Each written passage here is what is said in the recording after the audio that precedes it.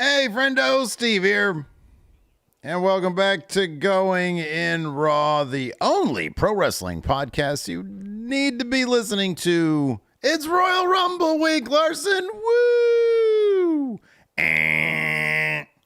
That's right. Yeah, man. I think it's always exciting because you never know. Whoa. Shoot, hold on. What am I darn there we go. Oh, Larson, you have no sound? What is happening right now? I changed everything around. Hold on. And now nothing is working the way it's supposed to. So hold on 1 second here. Let's see here. Properties. Let's get Larson where he should be going. All right, Larson, can you talk a little bit? Hi, everybody. Hopefully you can hear me now. There he is. There we are. Sorry, everybody. As you can see, I changed my office around. Yeah. So, and that evidently changed all of my settings around here as well. I have no idea how that would have happened. That was the case. Now you got that door back there, so if someone enters, they can do so really dramatically. Mm-hmm. Yeah. Back in the background there. Yeah. That's why you did it, right? Yeah. Wait. Yeah, exactly. Okay, cool. People are saying that they can hear you. Yeah. No music, so just remember that next time. No music. Well, the no music is related to your audio, too. Desktop audio. There we go. It's all on the desktop audio, exactly. So there we go. Now everybody can hear us. Hi, everybody. It's Rumble Week. Yay! It's Rumble Week. Everybody loves the Rumble. We get surprises. We get returns, debuts, call-ups, and all that. And depending on what Seth Rollins says tonight, I guess there's a possibility, Larson. Could be for a title.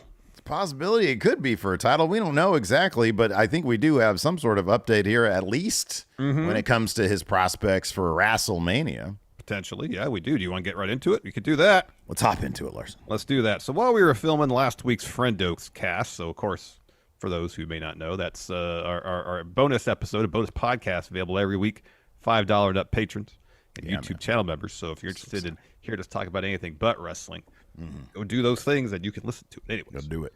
While we were shooting that on Friday, Fightful Select reported that Seth Rollins, during his main event match against Jinder Mahal on Raw this past week, suffered a torn MCL and a partially torn meniscus. Fightful adds that it wasn't known as of Friday if Seth's injuries would require surgery, though, quote, the hope is that he can avoid it. So the MCL was the same ligament that he tore 7 years ago in the lead up to his match against Triple H at Mania 33 when Joe put him in the clutch and was kind of shaking him around a little bit. Oh, yeah, I remember that, yeah. And he was out of action for a number of weeks. But it was he made Joe's debut when that happened. Yeah, it was Joe's main roster yeah. debut.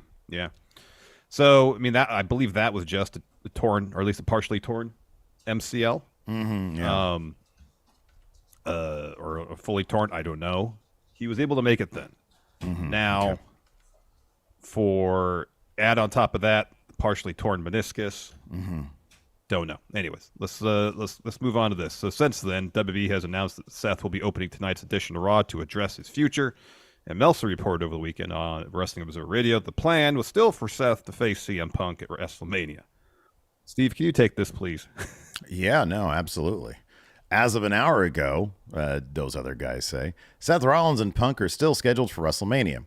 As far as that could change, yes. I was told yes, it could change, but it's up in the air. Right now, he's still on WrestleMania. I heard yesterday he was pulled from some house shows and how long to be determined. But it's a significant injury. We don't know how significant. I mean, as far as how long he'll be out right now. But yeah, so that's the basic gist of it. And decisions will have to be made. If it's a month thing, though, they should probably just go with their plans. If it's, going to be 2 months or more, I mean, you could always do an interim if it's going to be a couple of months. Or you could just strip him, which strip him, which they've done many times before, and change plans. So even 2 months would get him back before Mania.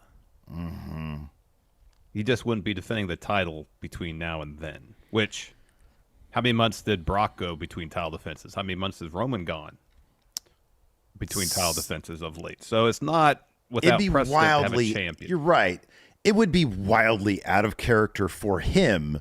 And therein sort of lies the difference. Brock as a character, was presented, and Roman in this very same way was presented as, we're special attractions. We come here for the money. This is what we're here to do for Seth Rollins. And that's why I think I think an interim would be great if it's a month, yeah, no big deal.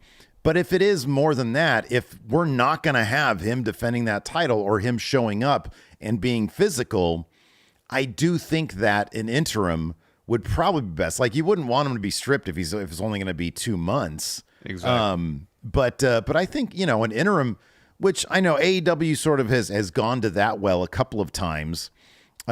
See, what they should do? CM Punk could bring out his red sack. There you go. And bring out the title with the big X on it. No, I'm sure he has the spinner title from his super long run. Yeah, right. Bring that out. Perfect. This is the interim title. That'd be good. I'm storing it in my refrigerator. Remember when he won at Money in the Bank 2011? He had that picture when he wasn't under contract. Yeah. And he had the title in his fridge. Yeah. Pull it out of the fridge. Oh, put I it don't in your remember red that. bag. That's what he had in the fridge. That's funny. Yeah, he took a picture of the title in his refrigerator. That's good. Yeah. No, I was going to get to that point where if you have Seth out for 2 months, not drop the title, not do an interim thing, you'd have to put the injury into the storyline. Yeah. That's the only way you can get around it, because this whole idea is I'm a workhorse champion, and it's like I'm hurt, I can't defend the title, but at the same time, I'm just not going to give it up. If our That's just not what Seth Rollins does. What? If the opinion of our chat is anything close to what the general fan reaction would be, don't do an interim, because they're all right now saying you're an idiot for saying interim. Nobody wants interim, I guess. It's cool. Yeah, I know. I'm not huge on the interim thing either. I mean, it's a I'm bad telling you what situation. They should do. Have Seth open the show before he gets to his announcement. Have Damian Priest cash in on him. Yeah, but I know. But like, come on, how are you going to do that when the guy has a busted knee? I'm sure they could find a scenario where it would be considered safe enough for him to do it. Like, he comes behind him with like a sledgehammer, hits him in the head, and then Seth like very carefully. Well, if he's got like a knee brace on, they'll keep his knee relatively stable. Well, here's the thing about the MCL is that's one he wrestled through before, and it's not like. Granted, I'm not an orthopedist, so take my thoughts here with a grain of salt. Yeah. My understanding is the reason he was able to work through the MCL last time is because that's not a ligament that's necessarily as important to the stability of the knee as, say, like the ACL or the PCL. Yeah. So if he braces it and the meniscus, I think that's a pain thing. And I think your knee can lock up a little bit with a torn meniscus. Yeah, what my thing is, right. If he's got a brace on and they come up with a scenario that limits the chances of him injuring the knee more, I think it would be completely doable. I just sorry, Dad. Look, I'm still sensitive. I just got off watching. I actually watched. Look, new year, new me, trying to do some extra credit. I watched Rampage this morning. Oh. And I kind of wish that Jeff Hardy match seemed wildly irresponsible. Yeah. Because my God, they were doing some crazy stuff, huh? He did the thing like one of the things I didn't even see on social media was he did like a swanton off. I don't think it was the top. It was like, I don't know, the second rope maybe onto a table, through a table on the floor. Yeah, I saw just that. To nothing. Yeah. Yeah. Oh my God. Darby moved. Yeah. So Zondo here says Cody wrestled Hell in a Cell with an exploded arm. The thing with that is that muscle was torn completely off the bone, and I guess the idea was he doesn't risk injuring himself get any worse. further. Yeah. The muscle's already off the bone. He can't injure right. his pec, I guess, any worse. Therefore, there wasn't a whole lot of danger of him risking further injury. The situation with Seth, that if the knee is already to a degree less stable because of the MCL tear, you run the risk of injuring the more important internal ligaments in the knee, and that's going to put him out for way longer. There's this element as well. And Maggie brings it up, but now I'm thinking like the inverse of this, because she says they could pivot and have the Priest cash in as heel heat, but no more joking around with R-Truth. So like he did sort of like, they did beat the shit out of R-Truth last week. So it's not like, but he also has been, I don't know what direction really they're taking with Priest in terms of, he does seem to like Truth. He's sort of joking around with him. He's protecting him from like JD. But at the same time, he was sort of, spearheading that whole debacle last week.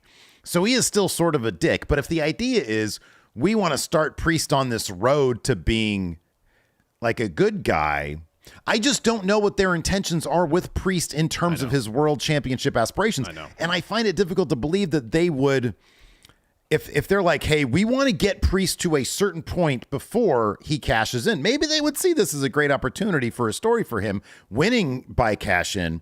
Yeah. But if they want to get him in a logical way, but if they want to get him to it would almost be ridiculous if he didn't at least try to cash in during this promo. I know.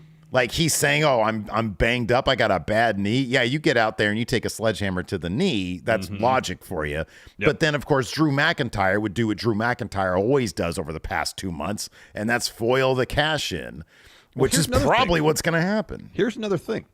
Drew and Damian Priest have a match announced for Raw tonight already. What if Priest cashes in and their match later on the night is a title match and Drew beats him?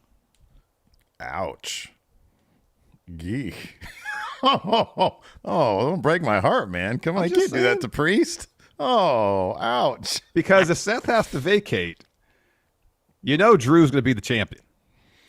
I know. That's what's going to happen because then you get Drew versus Punk at Mania, which is probably what they want. You could have R-Truth come out thinking he's helping Priest, ends up costing the match, something like that. There's ways you could do it that plays into the story that they're doing with Judgment Day that's not like, hey, Priest has title. Oh, man, he lost the same night. That sucks. I think it was possible that they were going towards Drew, Punk, Seth at Mania as a triple threat anyways. I think that was a possibility. And if that's the case, you can still get there if Seth is ready for WrestleMania.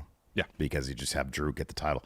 I would absolutely, if Drew got that title in front of people, that's all I really care about, man. That's like my number one priority of things that I really want to see, like before WrestleMania. Is that? Yeah, same. Obviously, number one at Mania is Cody winning, but we'll see if that happens. I don't know. They have the whole damn video game built around that idea. Seemingly, I know. It seems like it's possible that's going to be the scenario. I know people are going to ask, but it's not in our notes. Quick thoughts, dude. Quick thoughts on what you saw from the 2K stuff. I'm happy they got gauntlet matches in there. That's cool. That's awesome. Yeah. That's great. And casket matches. By the way, the Priest scenario, I was just putting that out there. It's not like I'm advocating for it. It's like, here, they want to get the title on Drew if Seth can't hold it. So there's a way they can get there. So I just brought it up. I want to hear all those comments. Larson, you big dummy.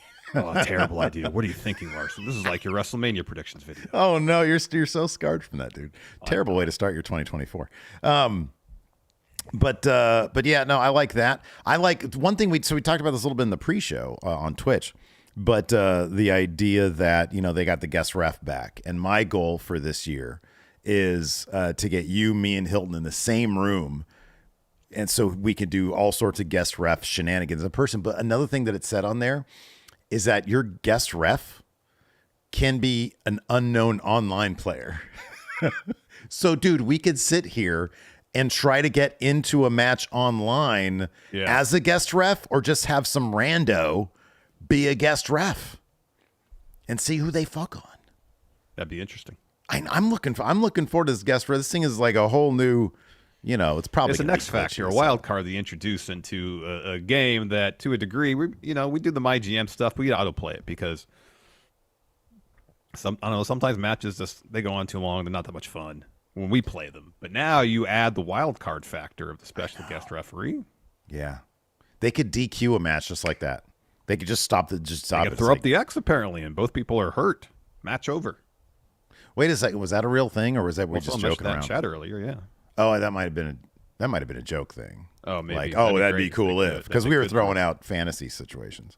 They could, but I mean that's pretty much the same thing. If no DQ, you're gonna have this great match. Oh, it's DQ both of you right now. I can't wait to see what Hilton's gonna do. I can't wait to see him because I don't know. I kind of feel like it's gonna be him just screwing you over left and right. But maybe I think that, and then he's just like has a change of heart, and then he comes after me. I don't know. Hilton's an X factor in very many ways. You got that right. You got that right. Let's talk about Okada. We both love Okada. Yeah, he's the Rainmaker. He is. So, he's be a free agent soon at the end of this month, although he's got some dates to fulfill with New Japan through pretty much the end of February. He spoke to Tokyo Sports recently about his departure from New Japan. Right on. We had to say. Quote, when I thought about whether I would sign another contract with New Japan Pro Wrestling or whether I would want to look at other worlds, I thought that maybe this was my last chance. Of course, the company talked to me about various things, and I'd been thinking about it for a while. It was really only recently that I made the decision. After announcing that I was quitting and going on tour, I felt too comfortable. I wonder what that would be like. I started my wrestling career in Mexico, came to New Japan Pro Wrestling, became a Rainmaker 12 years later. Maybe if I stay home, I can wrestle without any inconvenience, but I don't want to become the same Okada without such hunger. I don't want to be in a situation where I have to rest on my laurels. If I were human Okada, I would have friends here and I'd be in the best environment, but as wrestler Okada, it was different. Human. So he just say he has ambitions. He wants to go and see what he can accomplish elsewhere, seemingly. I mean, to me, you got ambitions. You got to go to the top. You got to go to the number one. But let's see if those other guys. Specifically the Wrestling Observer. Dave Meltzer, who on the latest Wrestling Observer Radio, WNBC, talks about how close Okada was about making a decision on his future. So we have some insight here, thanks to Dave. He says he's going to go to whoever makes the best offer. Well, what is that, Dave? He continues. I've heard from people and talked to people who know him very well, who have talked to him in the last day or two, and he has not decided. It's not like a secret. He just hasn't decided yet. I know people in AEW who think they've got him. I know people in AEW who hope they've got him, but don't think they've got him. I know people in WWE who hope they're going to get him. AEW is probably the favorite in that sense, but anyone who says it's a done deal, it's not a done deal. But I do know that there are people in AEW who are thinking they got him. End quote. Larson, let me ask you this. I don't know, it was right before the weekend, I think on Thursday, Friday. Tony Khan had been using a certain phrase. It's going to be a great 2024 for AEW. Yeah, he tweeted that right shortly before the announcement from New Japan that Okada was leaving. Yeah. Now, do you think he thinks that he's got him? Is he one of the people that thinks that he's got him? You know, that could be the case. I could see how you would read it as such. But in my mind, he was like, he'd made that decision that day. We're bringing the rankings back. I would think that I would hope that it would have something to do more with like money coming to the company via like a streaming or a TV deal or something like that. I know, yeah. But yeah, it was the timing was a little bit on the suspicious side. Yeah. Oh, Punk made us get rid of the ratings. Now we're gonna bring him back to stick it to him. We're gonna show him. Do you buy that? The Punk is the one who's like, no, let's not do the rankings anymore. Came from the Wrestling Observer Padawan, dude. Yeah. No, I know where it came from Alvarez. Yeah. Do you believe? Well, you're asking me in a certain tone. Let me ask you. I'm gonna flip the script. Do you believe it? Because I'll be honest, I don't fucking know. I don't. No, I don't know. But no, what's your speculation on it? I don't know. I mean, is like this, and I'm guessing the answer is yes. But did Punk really have that much sway at that point where he goes, "Hey, Tony, these rankings they got to go." All right, Phil. I mean, is that how the conversation went? Look. Let's indulge for a second, shall we? Because it's a ridiculous conversation, and we have to both admit that. Okay, it is a ridiculous conversation, but it's also fun. It's funny, right? I suspect it would be more like, because I think Tony brought on CM Punk Oh man, I just stumbled upon a new conspiracy theory. Timing lines up. Line it up. Well, there was some overlap between Cody and CM Punk. What was always my assertion with Cody was that he was Tony's right-hand man, helping him guide understanding how to book weekly wrestling TV. Punk comes in, assumes that role. Cody's on the outside. Therefore, looks to greener pastures. Yeah, man. Yeah. And now he's the cover star. Did you see that great video with Triple H telling Bianca, Rhea, and Cody, hey, guys, he seems like the sweetest guy.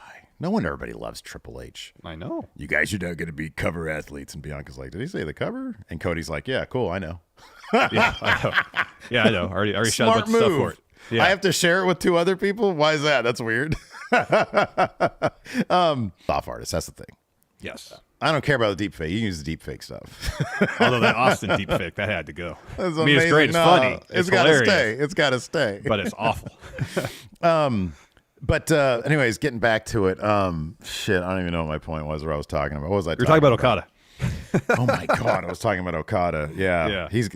Triple H, hey, little Kazu, you want to be in the cover athlete at 2K25? Side with us. Yeah, I don't even know what I was talking about, man. But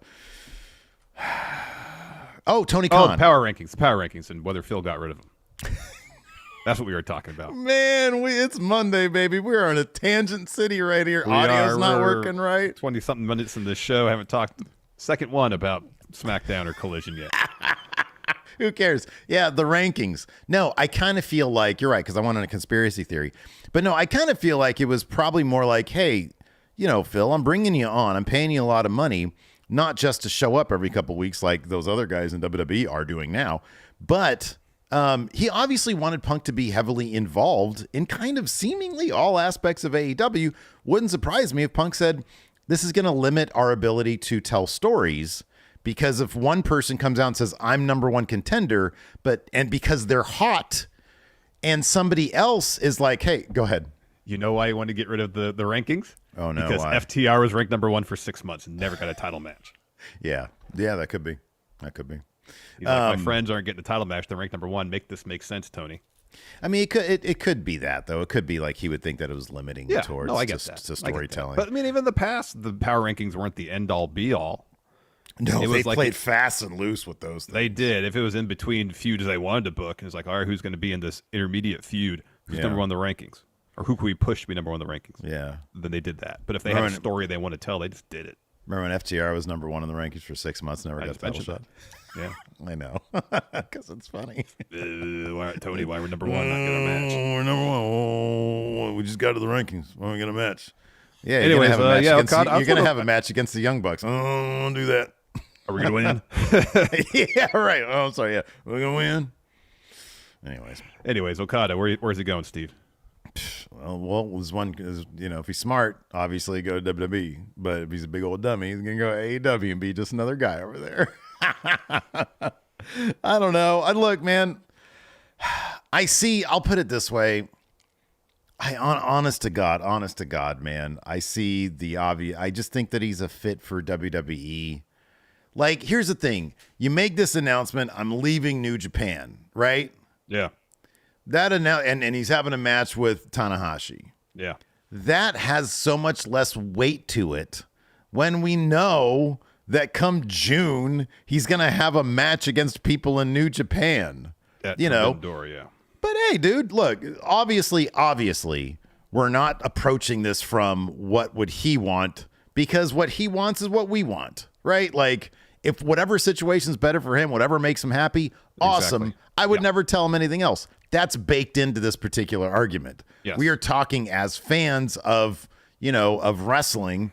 Where would we prefer to see him go? I'd prefer to see him with a bunch of matchups that we haven't seen before, in a place that we haven't seen him before, with a presentation that we haven't seen before with him, because he's done AEW. He's got a stellar 0-3 record there. So it would feel like a transfer to New Japan. It would. No, I understand that. I understand that completely. Yeah. It's still weird that he's never been involved in a match that he's won in AEW. I know the sample size is relatively small, but still, you'd think in 3 matches he can at least win one of them.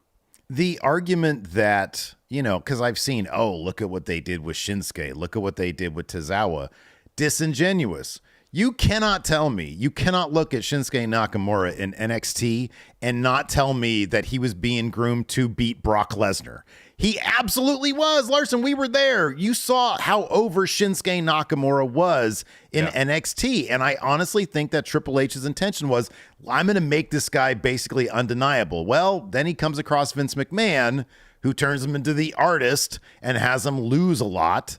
And then there you go. That's Shinsuke Nakamura. But Triple H treated Shinsuke and Asuka like massive stars. Like massive stars. Yeah. And then when they landed in Vince McMahon, who ain't there anymore. So you can't make that claim about, WWE doesn't know how to treat, Japanese or Asian superstars, or, they also will look at, like luchadors as well. It's a new era, man. Triple H is not fucking around when it comes to a wide variety of wrestlers. He's not. Yeah. I mean, we were there at NXT Brooklyn 2 where Nakamura won the title. Mm-hmm.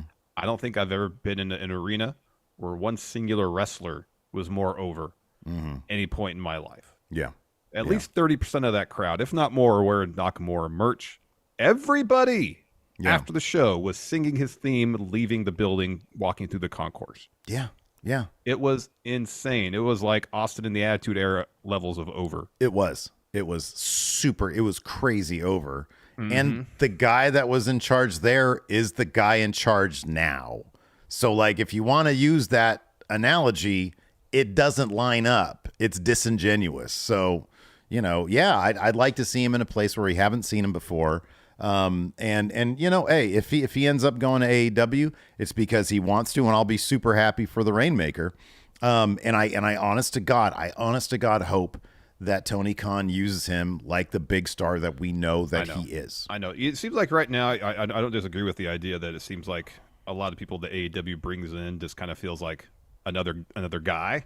Mm-hmm. The people that stand out are the ones who are able to, or have an opportunity to showcase their character plus deliver every time in the ring. Mm-hmm. I'm talking about Swerve. I'm talking about Hangman. I'm talking about Danielson. Yeah. Mox. Mm-hmm. Those are the wrestlers in the men's division that stand out. Yeah. And if you're not bringing it every day from the character standpoint and in ring, you kind of are doing something interesting from a character standpoint, you kind of get lost in the shuffle a little bit. I know Copeland's doing this Cope Open thing, but from a character standpoint, he's not really doing anything terribly interesting. Mm-hmm. Yeah. He's like, I'm going to work hard so I get another match against Christian. That's it. Mm-hmm. Yeah. Yeah, right. Yeah. There's not a whole lot of dimension to his character right now, whereas Danielson, dimension. Swerve, dimension. Yeah. Swerve, dimension. Yeah, right. Yeah.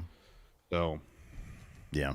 That's what really is separating, I feel like, people in AEW right now. Dimension who deliver every time in the ring. I don't have faith in it, but I will be interested to see both Okada and Ospreay. Like, we've seen Jay White, and look, I'm not going to say that Jay White has had a bad run in AEW. No. I don't think he's had the run that he probably deserves, given the level of his talent and ability. Mm-hmm. He main evented a pay-per-view killer match with MJF. He was in a top title feud. Mm-hmm.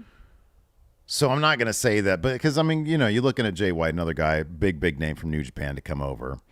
And I feel like Ospreay will probably be treated a little bit better than that. And you got to think Okada's going to be treated better. But again, with Tony Khan, I'm sorry, but the guy has a history of hey, got a shiny, and I use metaphorically, obviously, a shiny new toy. And then I get sort of sidetracked and find another one. Mm-hmm. Tell me when I'm telling lies. Yeah. Yep. Anyways. Yep. Anyways, I suppose we're half hour into this. We should talk about SmackDown now, yeah? Yeah, sure. What's on the thing? Very talky episode of SmackDown. There's a lot of talking. 2 very long talky segments. Pete Dunne got his name back, Larson. That's the thing I'm pulling for this more than anything else. I put it on a thumbnail because otherwise, like, it was an entertaining enough episode. Like, fine. Honestly, they could sort of phone it in these days and still be pretty entertaining. I'll be honest. Well, here's the thing, though. You got Raw, which is actually like kind of running on all cylinders right now. You got characters with dimension and depth. Like, the only Rumble stories, at least for the men's Rumble, are happening on Raw. Yeah. And so, I know it's 3 hours. It's still arguably too long. But in terms of interesting creative, Raw's winning hands down at this point. This title feud right now for Roman is fairly tepid. Yeah. I kind of wish they had just done Randy and Reigns because there'd be a very specific focus. Instead, we got 3 guys who are going after Roman for different reasons, and none of them are given an opportunity to stand out and really make their case for the match. It's all kind of thrown in there. It just very, very much feels like, well, Roman needs a defense at the Rumble. What are we going to do? We'll save a Roman Randy thing for later maybe and just have these 3 guys contend for it because Roman needs to be on the Rumble. That's what it feels like. It doesn't really feel like it's essential to the story of Roman Reigns at all. Yeah, I agree with that. I think it's if the reason was we don't want Randy to lose so close to his return. That's bunk. I don't think that's good. I don't think that's a good thought process. I think that Randy could, big names have lost to Roman Reigns over the last 3 years. He's Randall Keith Orton.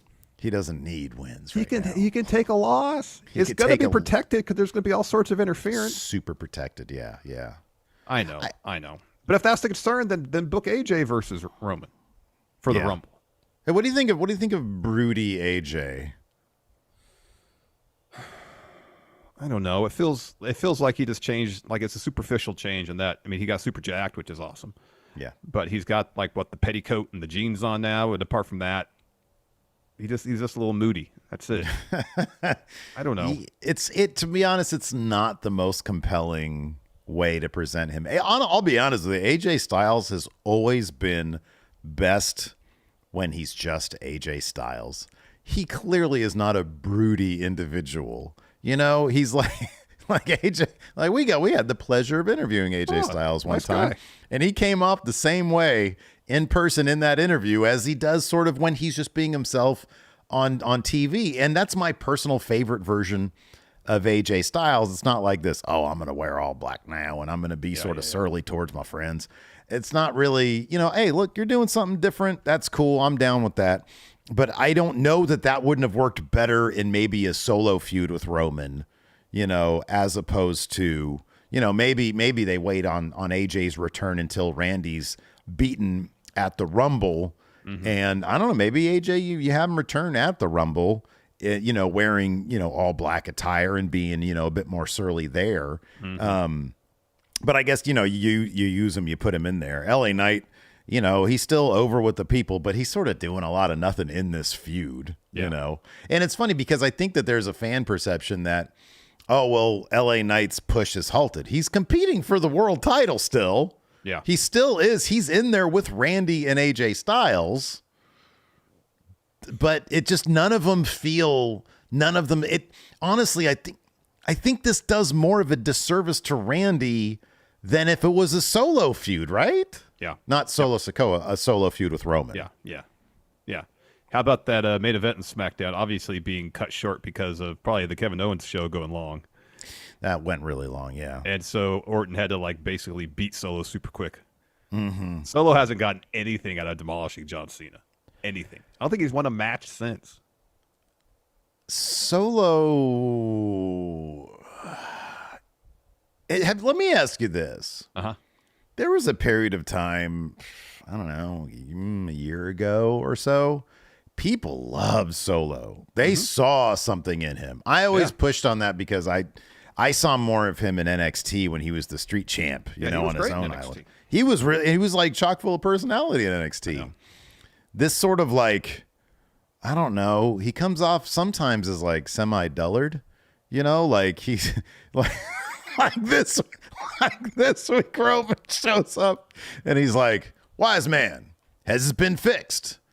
No, it needs to be fixed. They move on and it just goes solo. It's like, I'm gonna fix it. It's like, okay, cool. And then he goes and he just spikes a bunch of people. Well, then he loses. Yeah, but then he loses, and I don't know, he just comes off as not, I don't know, he's not the most compelling guy in the world. The thing is there is some dimension to his character in NXT on the main roster now as Enforcer of the Bloodline. He's pretty one-dimensional. It felt like, okay, well, he's mysterious, and now it's just sort of moved on to, he low talks, and I still think that the Cena match could have propelled him to another level because he just murdered him with that spike, and I thought that was a cool visual. It was, but just sort of brooding, and I get when Jimmy says something to him, and then he doesn't respond. I don't like that, man. No, I don't like that. No. I just don't think it makes him very interesting. It does, but that was terribly interesting. That was kind of a takeaway from SmackDown. Also, is that Solo sort of asserting himself a little bit more. And I don't know how that's going to play out exactly, but if Roman loses at WrestleMania to whoever, if it's Cody or whoever, I wonder if one of the things is, okay, let's get Solo to a position where Solo can sort of steal the reins, if you will, of the bloodline. Yeah, and Roman can be a face from that. Yeah, Solo kicks Roman out. He says, "I'm taking the throne now. I'm head of the table now. You dropped the ball." Sort of like DX when Triple H took over. He says, Sean dropped the ball at Mania. This is my DX now. Yeah, more but better, yeah. And then, reconstituted DX to how he saw fit. Mm-hmm. So maybe they'll do something similar with Solo and the Bloodline, and at that point, you got to hope that there's an opportunity for him to show more dimension to his character, because right now there's basically it's pretty thin. It is. I don't think, I don't see it. I know a lot of people do. But I don't really see him as like, oh my God, this guy. I did like the few times when Roman looks kind of scared of Solo. Yeah. There's been a couple times when, Yeah, even this week or on this Friday SmackDown, there was that moment. Yeah. Like there was. What was the match where it was, I think, like an USO match of some sort where Roman looked freaked out by Jimmy or Jay or whoever it was. And Solo looked at him like he had lost all respect for the guy. Yeah. That was good stuff right there. And I feel like they have, with this, it's just sort of kind of feels like filler, to be honest with you. It does. It does. Let's talk more about Pete Dunne getting his name back. That was great. Not just the name. He did this. He had the fuzzy jacket. He had all the stuff. The maroon gear. Yeah, he did all the stuff. Yeah. And I thought that was cool. He wasn't like, a crazed butch anymore, just like a whirling dervish out there. Where was it? Didn't it break? Methodical. Wasn't there like an interview with like Mansoor or something, or Mace or something like that, where he said that Vince just wanted Butch to be like never wrestle a match. Yeah. Never wrestle a match and just sort of go out there and mess with people. Yeah. What a colossal boy, Vince. Just trash. Got one of the best wrestlers in the world, Pete Dunne. You say, I'm looking at this guy and I'm making the choice. I don't want him to wrestle. Last 5 years, just trash ideas from that guy. You got that right, buddy. Good Lord. Just, man, building people up in your developmental and then just turn it. Anyway. We're going to make Adam Cole a manager. Good Lord. Get out of here, Vince. Get out of here. That. No, it's great to have Pete Dunne back. That, I think it was an online thing where it was Pete Dunne and no, did they run in the show? I don't remember. Wasn't the coffee house one? I think they were sitting on the apron of a ring somewhere or something like that. I didn't see that. That must have been it was an online broadcast. thing. They were kind of having the same conversation, but a little different. But that's when Pete Dunne had the epiphany. I got to be Pete Dunne again. Oh, that's cool. Yeah. Okay, right on. And then we got that. I did appreciate how they built it up with the Pretty Deadly saying, we very specifically prepared for Tyler Bate and Butch. Definitely prepared for Butch. Yeah. And then they get to say, well, who was that guy? That was pretty clever. That was good stuff. It was. They also teased Damage Control getting those tag titles. They got a tag title match next week, yeah. That's right. Yeah. What do you think their odds are just on a is it the Rumble or is it SmackDown? No, it's next week's SmackDown. This week's Go Home SmackDown? Yeah. Okay. Sorry, this week's SmackDown. Yeah. You like their odds this week, or they might do a push thing? Well, I don't see them losing.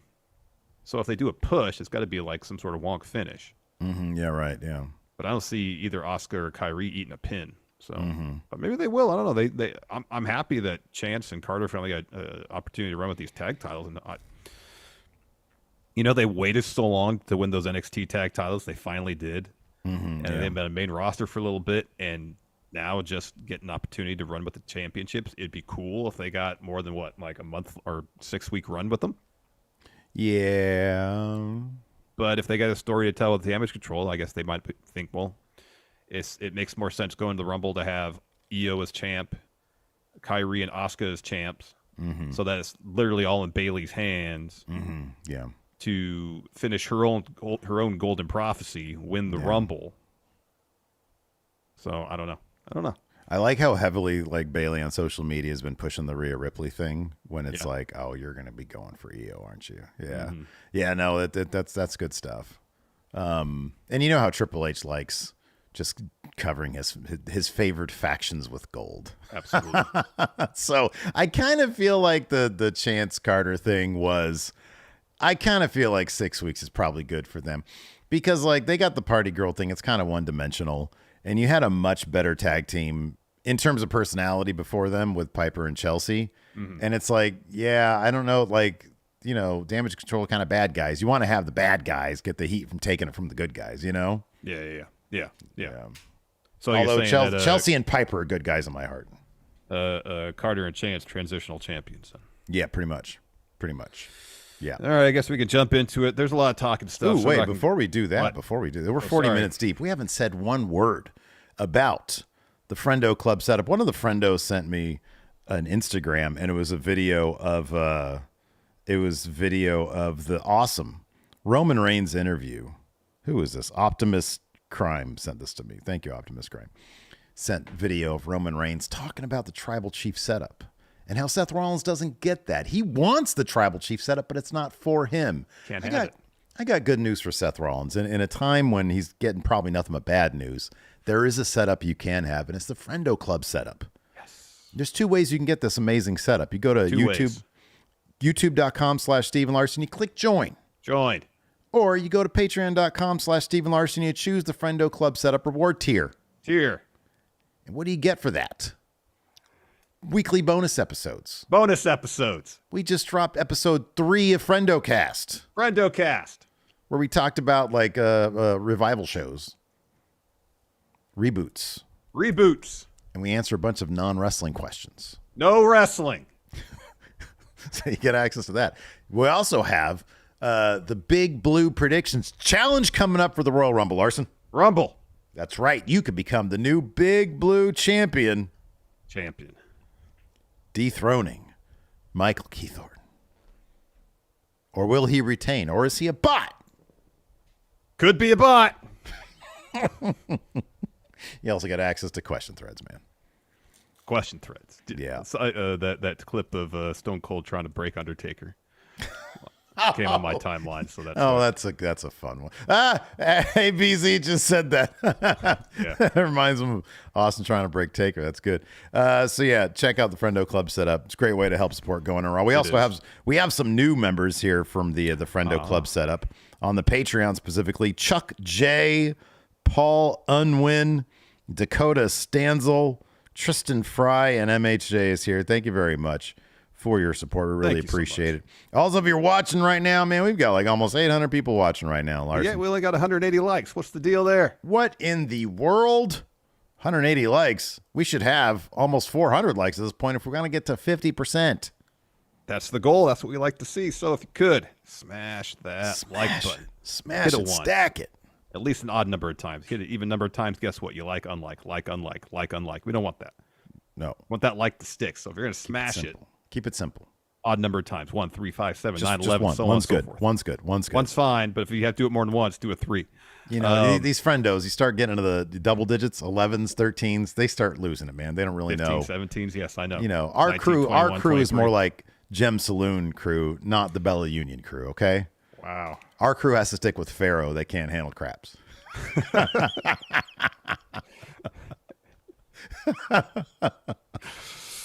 What's that say about us putting 24 women in the Women's Rumble, huh? That's what I'm talking about, dude. You know, our audience is a reflection of the content. I guess so. I guess I can't They're argue probably with that all point. Android users, man, because they're big dummies. I'm joking. I love the friendos. You guys are amazing. You're all very smart people. Anyways, now you want to talk SmackDown? Yeah, so SmackDown opened up with contract signing action. Actually, it opened up.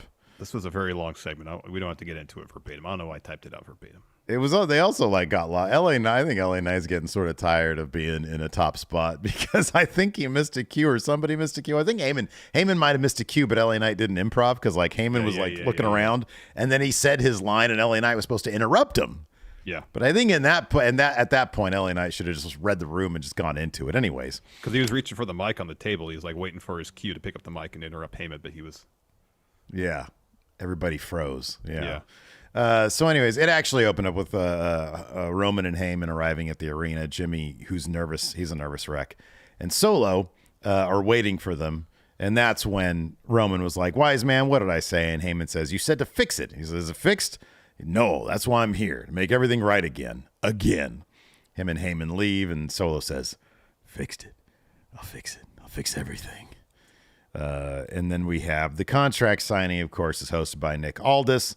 AJ, Randy, and LA Knight come out, and then Heyman comes out. Well, they all signed the contract. The 3 of them all signed the contract. They just come to the ring, signed the deal. Yeah. Right, exactly. So Heyman says, "Tribal Chief and I just arrived, but because we just arrived, we haven't had time to submit it to an attorney, let alone the wise man getting his eyes on that agreement. So Roman's not going to sign the contract this evening." Well, Aldis, who I don't know if this dude knows really what he's getting into, he says, "Just so we're clear, Roman's not signing this contract, Paul. That's cool. I've got their signatures, so I'm going to make this a triple threat for the vacant, undisputed Universal title." And Heyman was like, "Whoa, hold on a second, buddy." He says, I don't know if you've realized this, but I care deeply about you, sir. I do. I halfway respect and admire the mediocre job that you've done as a SmackDown executive. The fact that, like, you don't do your job like so many other people back there, but while doing it, you look really good at it, especially in these Paul Heyman wannabe custom suits you've been wearing. But no matter how good you look, there's no way you can sell this to the board of directors. No way you can sell this to the people at Atlanta. No way you can sell it to Roman, who calls the shots here in WWE. He says the tribal chief will be defending the title at the Rumble, but in a one-on-one match. And then LA Knight, and then that's when the awkwardness happens. LA Knight says, shut the hell up. Yeah. He says, you keep on talking over there. I'm going to cut your bacon off your back. This should be my rematch. But you got a couple of Johnny-come-latelys over here. You got AJ, you got Randy. They want to jump at the front of the line.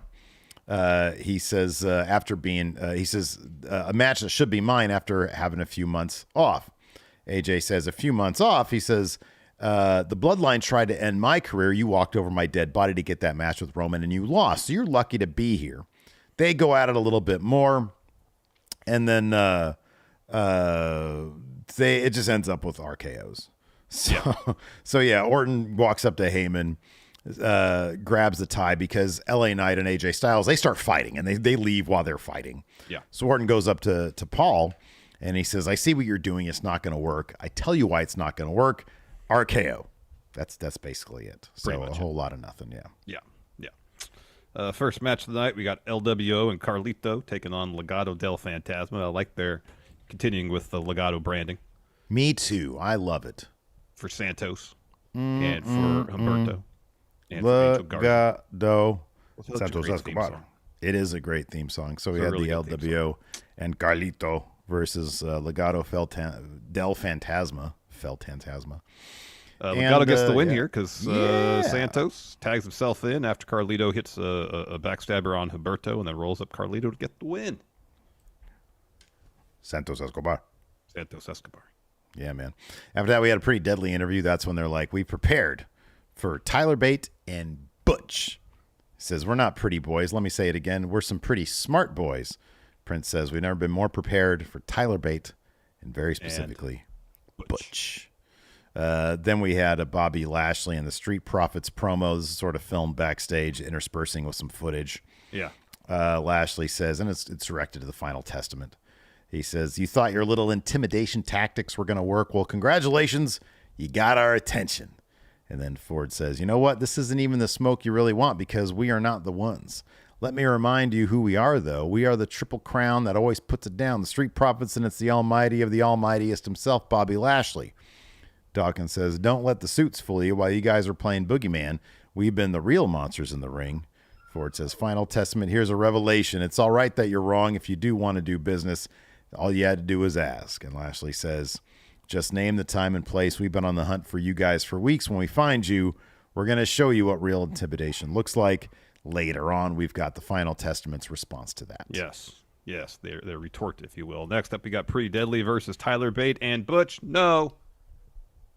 Peter Dunne. Bruiserweight. And get the Bruiserweight back. Yeah. They didn't, of course, it's probably a CFO $ theme. They didn't use his old theme. Yeah, they did like sort of a, is that it? No, it's not it. Yeah. Kind of deal. I know. So, yeah, I know. That's what they do now. Otherwise, you got a good reaction. Crowd popped, and Pete Dunne's name showed up on there. There's not a lot of rhyme or reason as to why some people get their CFO $ stuff back and some people don't.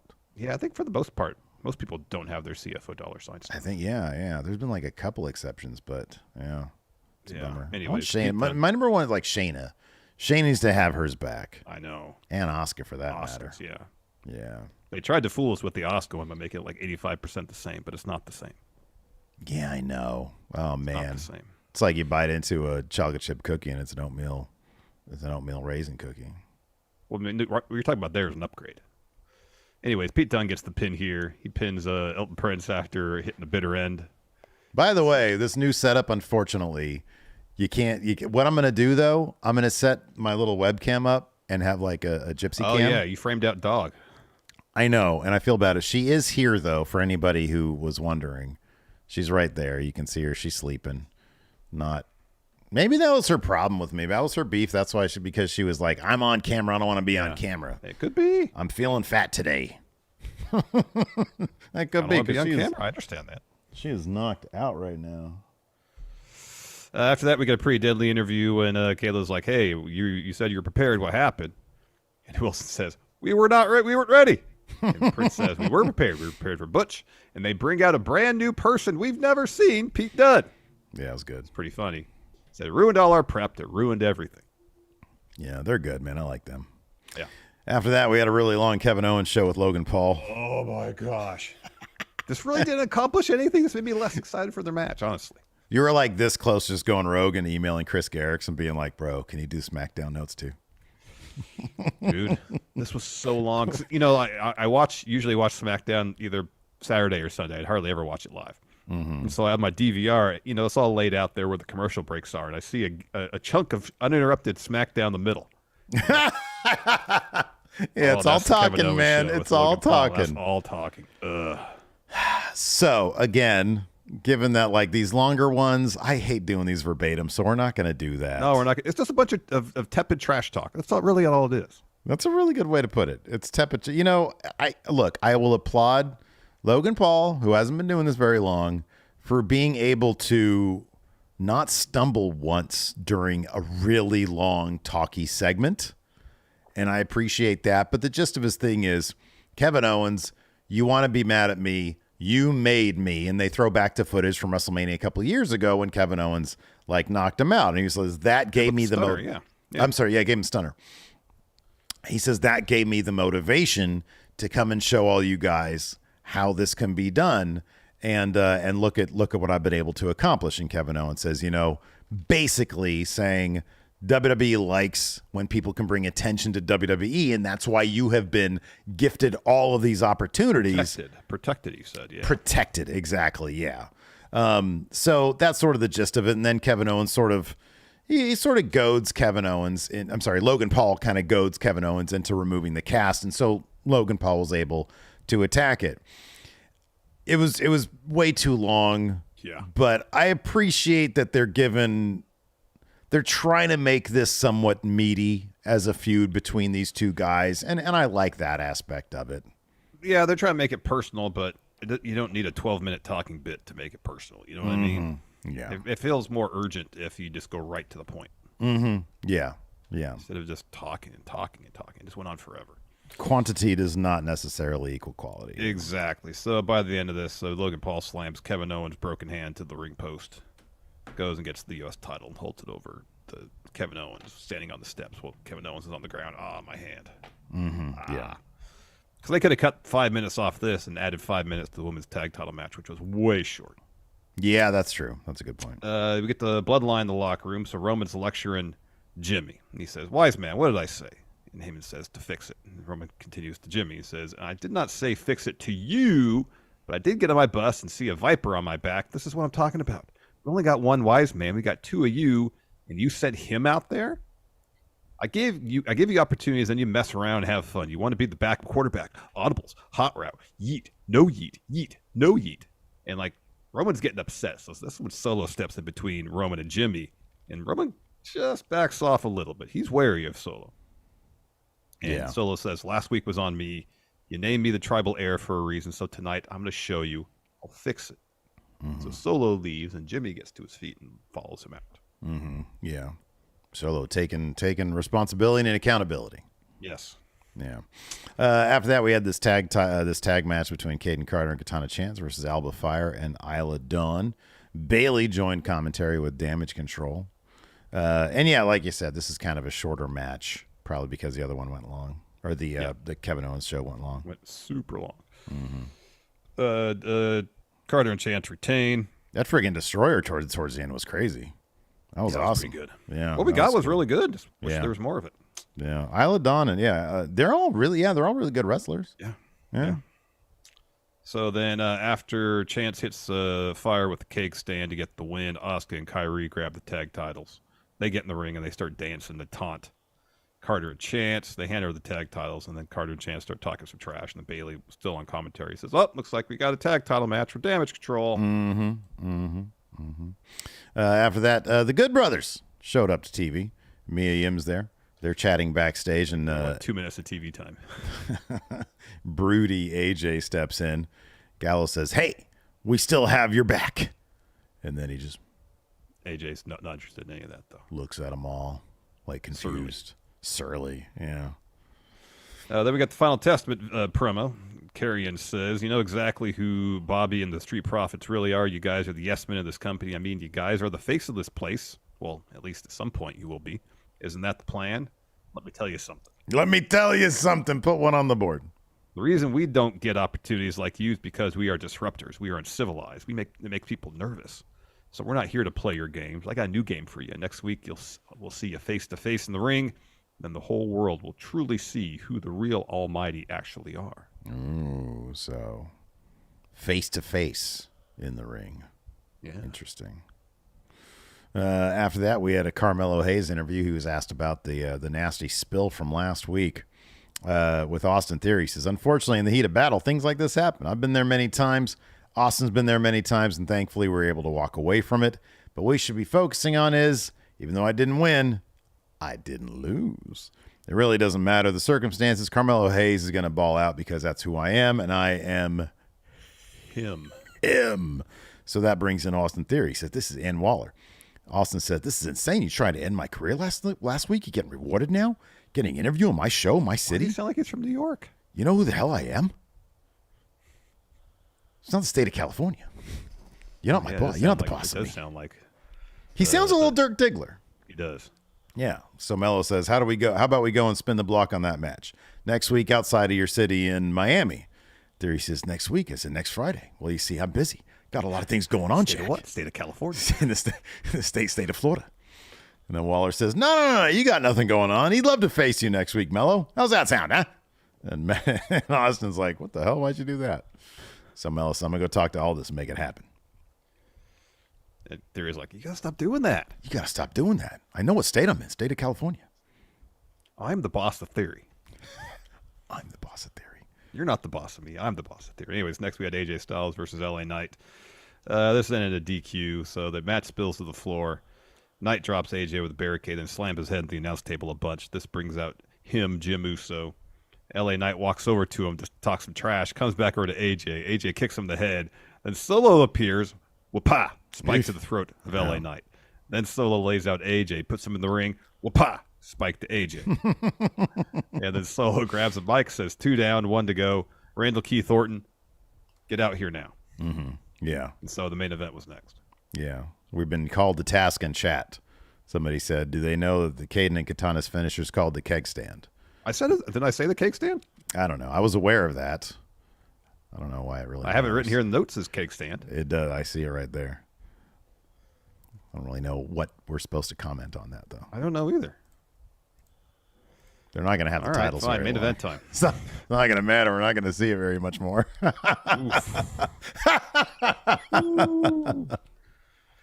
Steve going all in with channel points. If in the imaginary Should. Smackdown watch along stream. The imaginary, because we ain't doing that on Friday. Not on a Friday night. Nope. So we got Solo versus Randall Keith Orton next. This match was pretty short. Solo got most of his stuff in early. And then Randy hits him with a draping DDT. He calls for an RKO. Jimmy comes back to ringside. He gets laid out by LA Knight. They fight up the ramp. AJ's waiting for Jimmy there. And so Knight and AJ fight with Jimmy backstage. Solo sets up for a spike. Instead, Orton counters with an RKO to get the win. This match was maybe all of like 7 minutes. It was super short. Yeah, man. So AJ and LA Knight come back to the ring, and they're all talking crap, all 3 of them. And then Knight sucker punches AJ. Orton hits him, Knight, with an RKO, and then hits one on AJ as well. Roman then sneaks in the ring and hits Orton with a Superman punch. He's like, "Hey, Aldis, give me the contract." He signs it. And rather than handing the contract back to Aldis, he throws it out of the ring and it lands on the floor. He sets up for a spear, but then Randy hits him with an RKO. Yeah. Roman is such a joy to watch. He is. He's such a flippin' joy to watch. I love that guy. Oh, man. Anyways, after that, on Saturday, we had Collision. Man, I will tell you this, though. I did some extra credit this week. I watched Rampage as well. That's what you said, yeah. And I will say this. The main event of that match was, what's-her-face? It's Darby Allin and Jeff Hardy. Seems like a wildly irresponsible match for Jeff Hardy to be doing that stuff. That being said, it was a really fucking cool match. Like it was wildly entertaining. It was really good. And there's also Statlander versus Queen Aminata. Queen Aminata is so good. She's so damn good. She's so damn good. Really good. And that's a really good match. And they're doing the thing with Stokely, and he's like now, I guess, actually managing Statlander. That's great. And there was some funny stuff how he like canceled Willow. Like Willow shows up late. She's like, I wasn't able to be there for your match. And she's like, somebody canceled my ticket on the plane. Yeah, it's pretty funny stuff. That is pretty funny. Yeah. That is pretty funny. Gosh, what is there to be gleaned from Collision? We had Thunder Rosa making a return against Queen Aminata in singles action.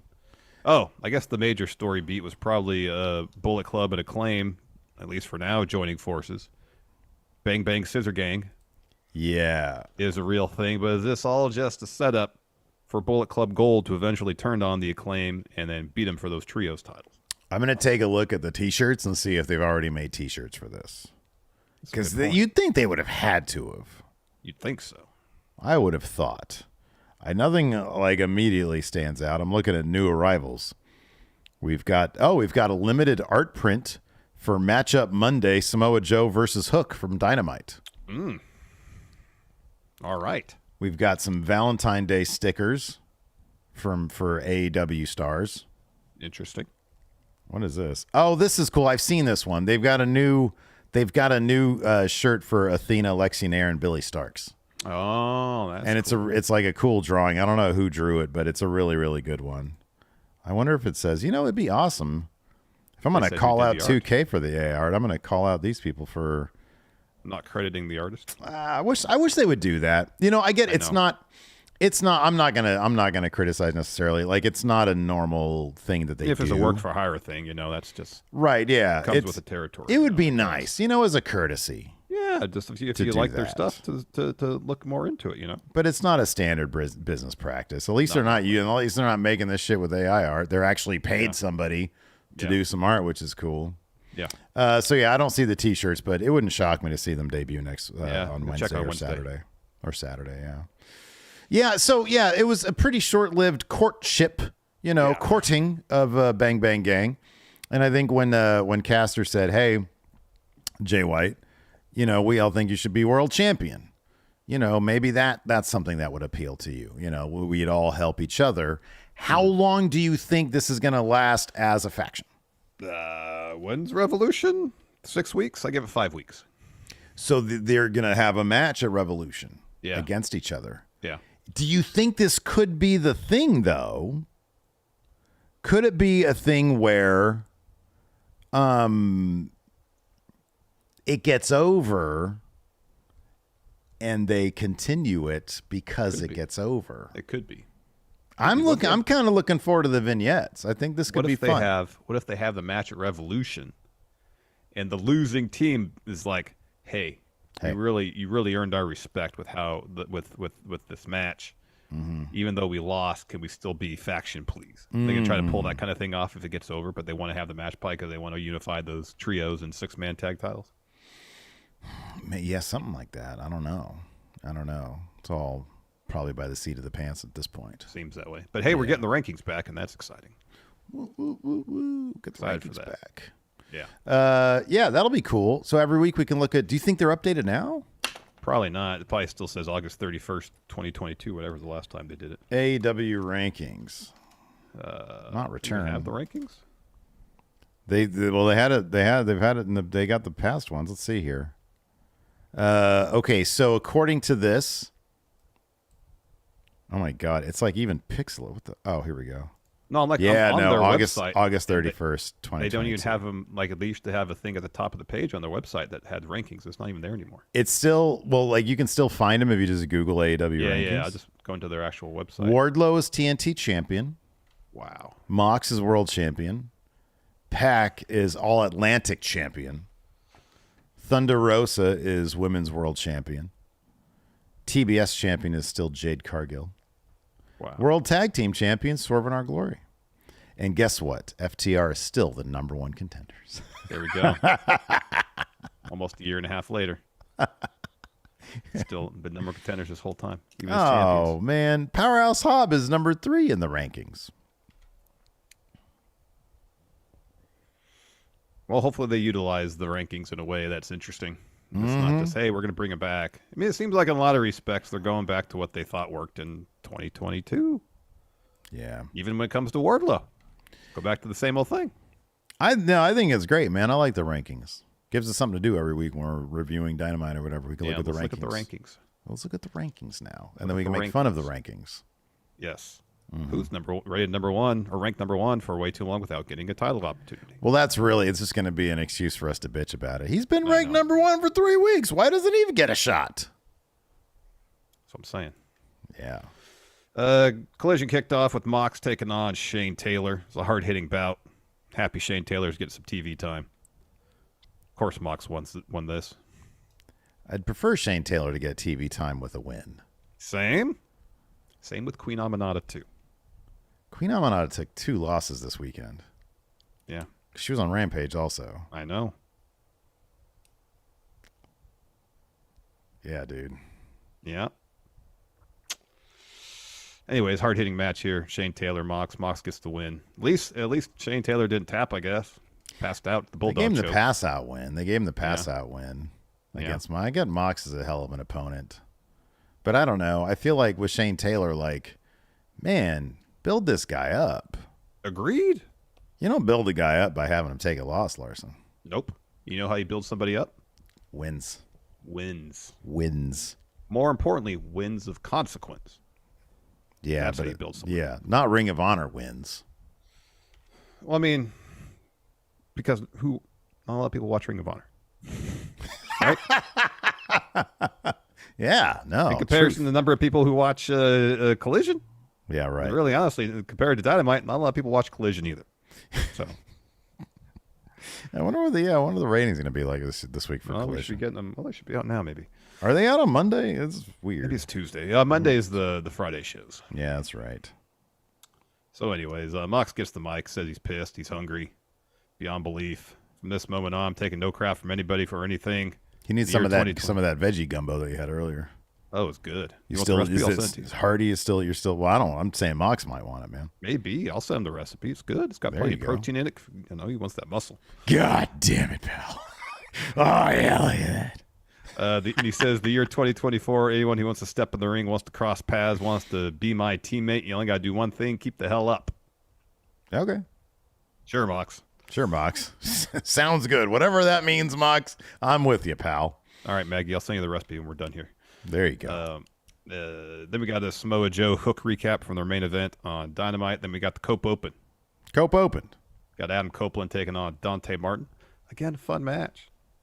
I just don't really care about the Cope Open very much because his character is very one-dimensional. I'm going to work hard to get another TNT title opportunity. It's hard to care much about the Copeland. Yeah, I agree. So, pretty fine match. Dante Martin, incredibly talented wrestler. There's a lot of Ring of Honor losses this week. We had Queen Aminata, Dante Martin, Shane Taylor. That's what they have in common. They're all Ring of Honor stars. Oh, is that what it is? That's what they all have in common, yeah. But they're trying to build up Dante here for the trios title shot. Yeah, so they hadn't eat a loss. Doesn't make any sense, man. You got such a large roster, and you got Dante Martin, you got Shane Taylor, you got Queen Aminata all taking losses. Right, exactly. Right. That's a great question. Why is that? Why is that, Steve? Anyways, Dante tapped, though. They didn't even give him the pass out? No, he tapped out to the deal without the piece of chair. They call it Grindhouse. That's what Cope's calling it, Grindhouse. Yeah, okay, hold on a second. That's another fucking thing that bothers me. Look at me, I'm wagging. I didn't even realize I was wagging my fingers since I did that Cope stole his new character from Sami Callihan? Dude, what about... How... You think Copeland knows anything about those old Grindhouse movies? Do you think he's seen any of the Cannibal movies? Think he's seen Cannibal Ferox or Ferrex or Cannibal? Cannibal Holocaust. Sami Callihan talking about it. Look, I get he's old, but come on, he wasn't hanging out at the freaking the Grindhouse movies back in the day. Yeah, probably not. I don't think he was. Look, I get it. Grindhouse stuff is cool. We all saw whatever the Tarantino thing was. Yeah, the Robert Death Rodriguez, Proof or whatever. Planet Terror. Planet Terror, Death What was Proof. the car one called? Yeah, Death Proof. That was the car one, yeah. We've all seen that shit. Actually, I've never seen either of those. Give me some real Grindhouse, man. If you haven't seen a cannibal movie, I don't want to hear about it. Exactly. So then afterwards... If you haven't been traumatized by it. I know. Ugh. Oh, boy. Oh, wow. Man. So afterwards, Shivani gets to the ring, and it's like, hey, great match. How's the Cope Open going? And again, Edge just says, I'm going to work hard till I can get another match with Christian and bring the TNT title home to the Copeland family, pretty much. Mm-hmm. Yeah. After that, we got Danielson and Claudio interview. So Lexi asks them both about losing to Eddie in the Continental Classic. How are they feeling? Danielson says, my loss to Eddie was the low point in my career, whereas Eddie's win over me was the highlight of his career. Here's the thing, though. Eddie, you've just been on a good run while I've been excellent my entire career. And unfortunately, this is as good as it's going to get for you. Mm-hmm. Claudio's like, I don't want to talk about Eddie anymore. Ortiz, it's unfortunate you're friends with Eddie Kingston because tonight you're going to be a casualty. I love how shitty Danielson is. It's great. It's great. Because he's still wildly over. He's such a great wrestler, and he's just an asshole in character. He's just smiling the whole time, talking shit. I do love Danielson, man. Oh, he's great. Mm-hmm. He's fantastic. Yeah. Then we got Top Flight and Action Andretti interview, but then Private Party step in basically immediately. Cassie's like, hey, we came back. We got to win against you guys. And Action Andretti's like, yeah, but Quinn, you had to grab the rope to get the win. And Mark Quinn's like, I just lost my balance. It happens. Mm-hmm. So anyways, Darius ends up challenging them to another match. And then Cassie says anytime, anywhere. After that, we had Thunder Rosa in her singles return against Queen Aminata. Aminata's she's so fucking good. Everything she does feels real. It does, right? Isn't that crazy? Yeah. It's awesome. Yeah, and her presentation, here's the thing. Awesome. I'm going to say it right now, all right? Give it to me. I might clip this shit. Yeah. You don't look at her and her presentation and like her vibe and how good she is in the ring and have her eat losses. Nope. So here's the thing. No more fucking losses for Queen Aminata. Agreed. Okay? Wins. Nothing but wins. Nothing but wins. I don't give a damn who she's in there with. I don't care. Yeah. Nothing but wins. Nothing but wins. From here on out. Yeah. That's the new way. Agreed. Let's make it happen. Save the camera, Steve. Hey, Tony. Listen. I know we give you some static here at Going in Raw sometimes. We just want good shit. And you know what good shit is? Queen Aminata. Yeah. She's a fucking awesome wrestler. She is a star. Her presentation's 10 out of 10. Yeah. So no more losses. No more losses, Tony. Let's go. I kind of feel like she lost this match, though. What's that? Yeah, I know, but I'm saying that was Saturday. This is whatever today is. Yeah. From here on forward, no losses. It's days later. No losses. Because if she eats another loss, whoever decided that is stupid, clearly, right? Agreed. Stupid. All right, cool. She shouldn't be taking losses. She's amazing. Amazing. Yeah. Unfortunately, she took the loss here. Thunder Rosa hits. I guess she's using the package powerbomb as her finish rather than the Fire Thunder driver. Thunder Rosa is. Yeah. Right. She got the win. Hopefully, from here on out. Not hopefully. Let's make it happen. No more losses for Queen Aminata going forward. Dude, she's a star. Like, I don't know, man. You don't bring people in that have all that. I know. And then just have them eat losses. Like, how are you supposed to build them back up? I know. You already have a problem building up stars. I know. You don't bring in somebody who has that level of presentation and has that level of wrestling skill. It's like, oh, you're going to take a loss, kid. Well, like 3 losses in the last 2 weeks. 2 losses in a single weekend. I know. Shouldn't be happening. No, shouldn't be happening. Definitely shouldn't be. Then we got Ortiz and Eddie Kingston interview. Ortiz says it's been a while since they've teamed up. They had a bit of a tiff, but they worked it out because they're brothers, whereas Danielson and Claudio, they are not family. And Eddie says, this is Eddie's thing now. Can we just leave? I got a match to prepare for. He always asks me to do these interviews right before I got to go prep for my match. I got to tape up. I got to stretch. I got to get my Reese's Pie. I got to do all these things before my match. You always come and have me do these interviews right before I got to do all that stuff. And so he's like, can I go now? Fine, I'll go. Yeah. Yeah, I mean, it's in character. You know, it makes sense. It makes sense. Eddie's got no patience for the obligations of being a professional wrestler. Yeah, right. He definitely wouldn't wrestle. He wouldn't be the top guy in WWE because he doesn't want to do the media. Like he'd show up at the Today Show or whatever it is, the morning show. Grumpy and surly, and is like, I'm just gonna this interview over. I saw there's Reese's pie back there. I'm done. Right. I'm afraid Al Roker's gonna take all the Reese's pie back there. It's like, no, Al Roker's oddly super skinny these days. I don't trust him. Then he goes and does a bunch of chops to Al Roker. Oh no. Yeah. Oh god, it's not good. Then we got the Bang Bang Gang come to the ring. Jay White says they're back on Saturday night, but something's missing. So Austin goes into the ring and gets rock hard juice board. I guess that's funny. It was pretty clever. They retired Cardblade. Well, and now since Juice is injured for a while, they have the cardboard cut out of him. Yeah, I love it. Love to see it, and come back soon, Juice. But when he does come back, don't get rid of cardboard Juice. Agreed. So Austin says the gang is back together and they're the best trios in the world. We got 2 words for you, but they're interrupted by the Acclaim. Billy says they're out there to congratulate them on winning the 6-man titles. They're the trios titles, but together they could have so much more. So Caster makes the pitch and says, so far, look what we've gotten separately. But just think if we were a super group. Together we'd be unstoppable in the ring, in the back, and with all the people. He says, I know the people want to see Billy with singles gold. Yeah, I was like, what? Don't start with that. No, that's not. Honestly, Billy Gunn should be having the trios title. That's just me speaking. I kind of feel that one. Yeah. He says, I know the people want to see the Acclaimed and the Guns as tag champs, and I know the people want to see Jay White as world champ. That's something I could agree with right there. Yeah, absolutely. He says, this is not our ceiling. And so Bowens takes the mic and says, we want an answer now. St. Louis, do you want to see the Acclaimed and Bullet Club Gold unite? And the crowd's saying yes. Yay. Bowens says, of course, because everyone loves the Acclaim. So this could be us every week because the crowd's going crazy for the 3,000 people that are there. And it says, the Bang Bang Scissor Gang. And so the Acclaimed hold up their scissors, and then Jay's thinking about it. The Guns are about to step forward to accept, and Jay stops. Whoa. He's like, we're huddling up. So they all huddle. They have a sidebar. Yep. And they talk it out, and eventually they turn around, and then they all scissor. So Bang Bang Scissor Gang are a thing. Yeah, that was cool. I feel like they could have stretched it out a little bit longer. I think so too. A little bit more of a pitch, a couple more weeks of this. But why delay the inevitable? Crowd really is into it, and I'm looking forward to at least give us a couple weeks of some fun vignettes. Exactly. That's what I want to see. Shenanigans, road trips, maybe. Yeah, all that stuff. Yeah. All doing a video together. Yeah, exactly. Yeah. Just do a video. After that, we had a Tony Storm interview. This was after Dynamite from last week. It was in black and white. She says, I admit it. I know exactly who you are, Ms. Prazzo. I remember our time in the land of the rising sun. I remember our dojo days.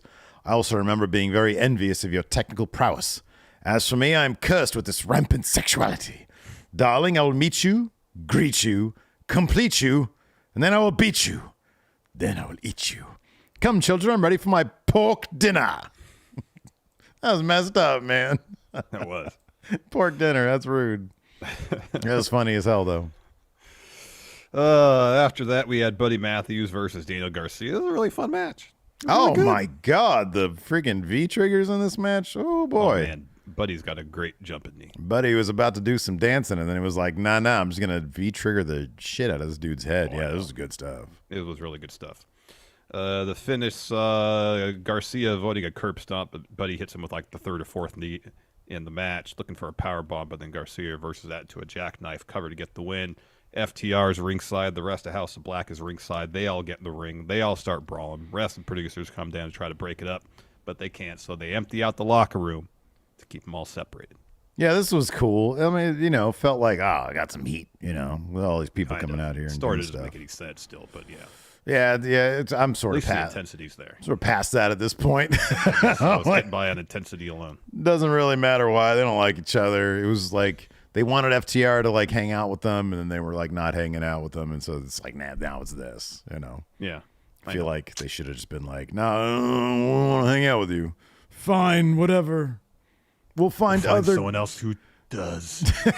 Exactly. Yeah. Then we go to commercial. We come back. FTR and Daniel Garcia have an interview, and Dax is like, "This has gone on for too damn long. It's going to end next week. 6-man elimination tag in a steel cage." How do you think that's going to go? Who's going to be? Garcia's got to be the last guy, right? Yeah, House of Black taking that L. What do you think it's? So it's elimination. Yeah. So like FTR, Buddy. That's how it's going to go. Shatter Machine for Buddy. Okay. He's out. He's out. Okay. Black Mass to Cash. Okay. He's out. Okay. Wow. And then, okay, so we got Garcia, Dax, and we got Dax Brody takes out Dax, so it's just Brody and Malachi against Garcia. Garcia takes out Brody, but then Malachi takes out Garcia.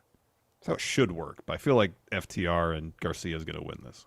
They're going to win this feud. What's the win-loss right now? Oh, yeah, Garcia just lost. And Garcia won. Garcia beat Buddy. Yeah, FTR won. The tag match, and then the trios match, House of Black won. Okay, and then now it's escalating to, okay. The cage match, yeah. You think they're going to, is that on Collision? Yeah, it's on Collision next week. Dynamite, they'll probably do another solo match. Like Dax will have another solo match. He always he'll loses. lose that one. Yeah, it'll be Dax. Oh, and Brody. Okay, yeah. Because Malachi doesn't get singles matches.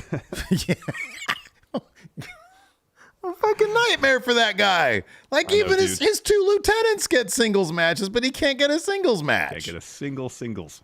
I just want a single. One single. I want one singles match during my AEW run, please. Right now I've got 0 singles. But I want a single. Next, we had Roderick Strong versus Matt Sydal. This is a perfectly fine match. We all knew Roderick Strong was going to win, and he did, in fact, win. Jumping knee and a heartache. Roddy wins. Oh, speaking of Sydal, another guy who took a couple of L's this weekend. He opened up Rampage against Jericho. He took an L against Jericho, huh? Yeah, and I'm looking, it's funny because, like, you know, you watch this and you watch all the people in the crowd. Like, it's not many people now singing Judas in the crowd. But they still do the thing where they show people singing Judas, and it's like you're just writing down, oh, that person sang Judas. Okay, we see. Okay. Mm-hmm. Oh, that person right there. Okay. Mm-hmm. Okay. See how it is. It's like all those pictures of January 6th when they're saying, oh, this guy right here. Okay. Mm-hmm. Yeah, I know what you're saying.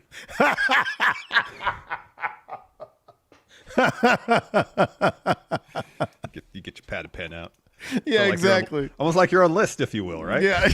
Yeah, you get the list out. You're on the list of Jericho. You sang along. You sang along. You sang along. You sang along. Let's find out where these people work, Larson.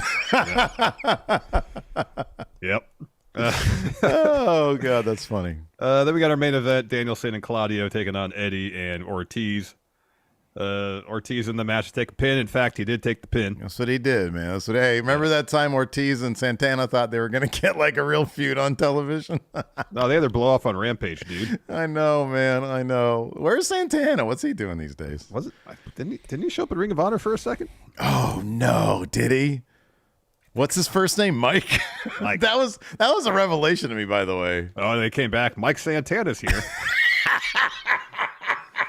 I'm like, nah, man, you're just Santana. Get out of here with that. Like, what is Ortiz's first name? How come we don't learn that? Bill Ortiz. Bill Ortiz. There we go.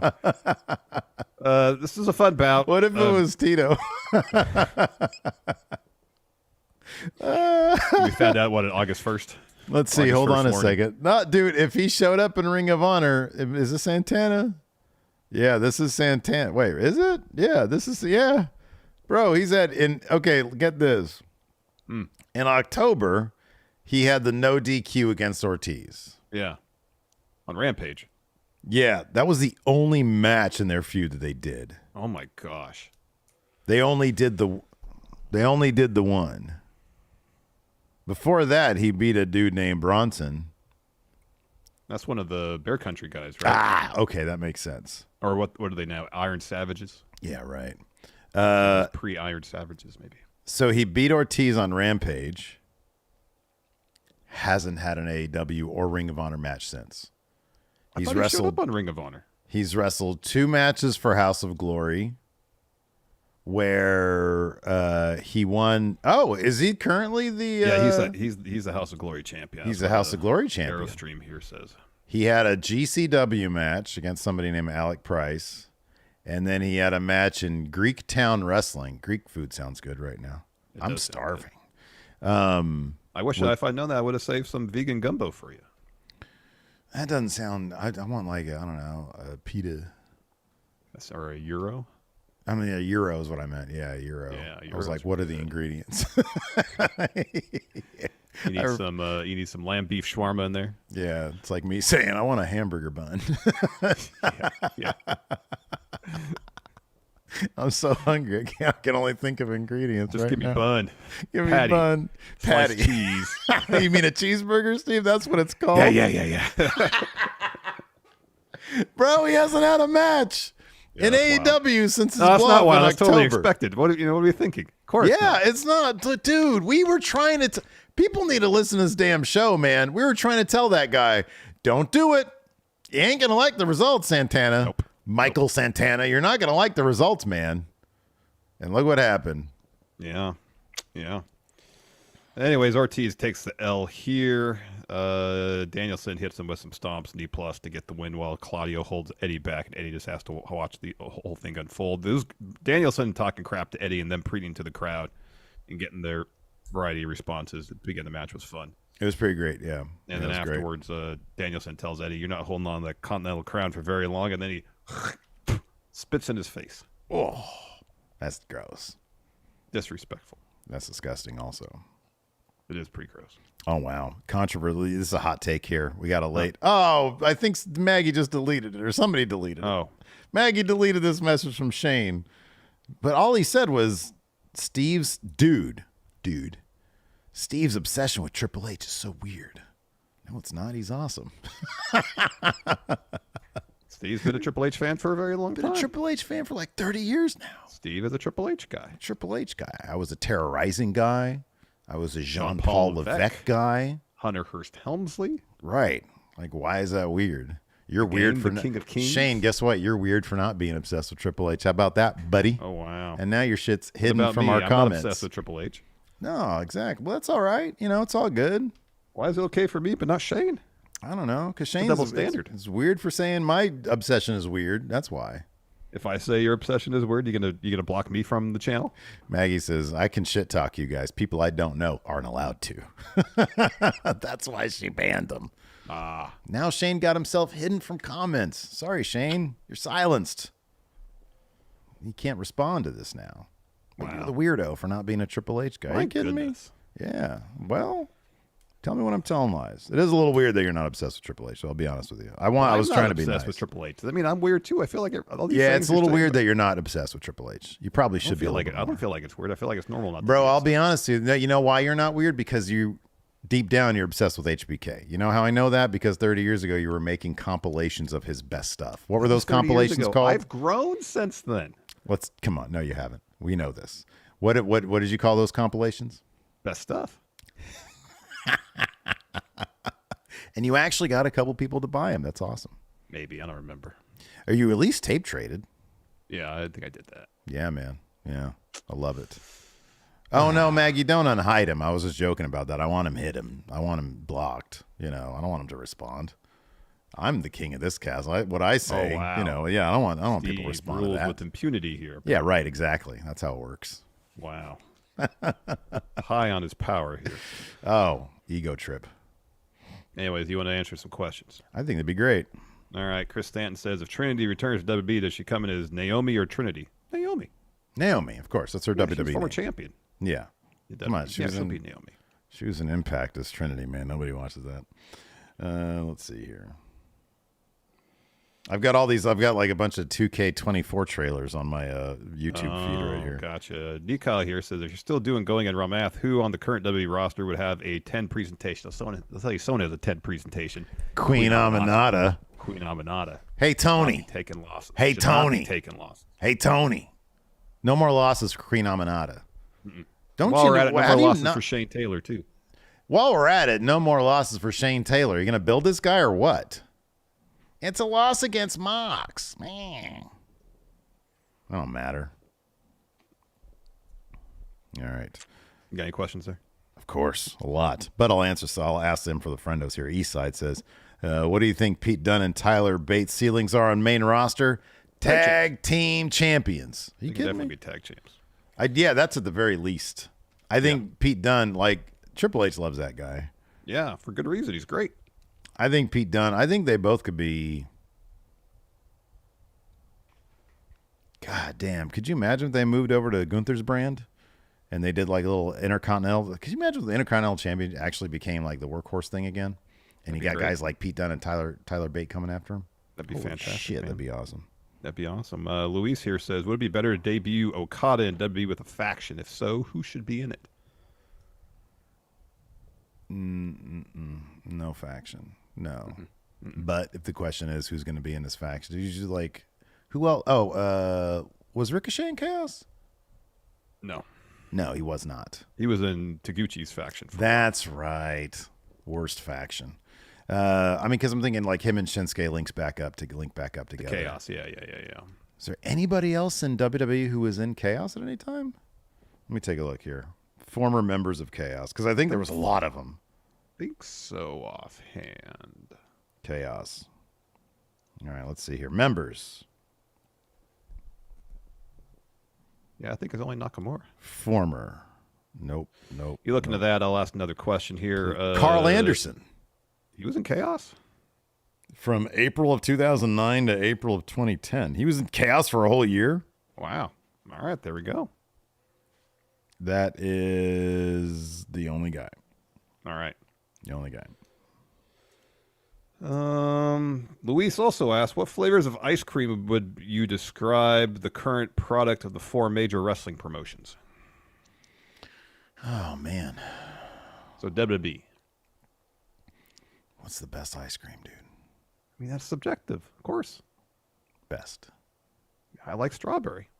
I'm going to say, look, I got to expand this to like ice cream dishes, okay? Like, and I'll even throw milkshake in there. All right, that's good. My favorite ice cream dish is probably like a banana split. That's good. Yeah. No nuts on it, but but god dang it, pal, I love a banana split. I'm good with that. That's to me WWE. Yeah. All right. What about AEW? You know what, dude? Like,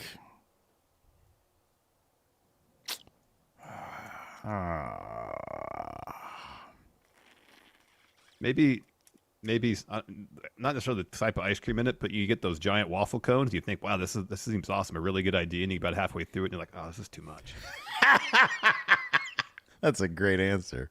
That's a really good answer. Yeah. So you got like 3 scoops of ice cream plus the giant waffle cone with the chocolate and the sprinkles on it. Yeah. It's like, yeah, it's got everything I got that I well, love. it wouldn't be chocolate, bro. What's TNA? Neapolitan. All right. Okay. It's a bowl of Neapolitan. It's like, it's got a lot of stuff in here, I guess. It's got a lot of flavors in it, but not a lot of extra stuff. Yeah. And it's not going to be my favorite. No. Yeah. All right.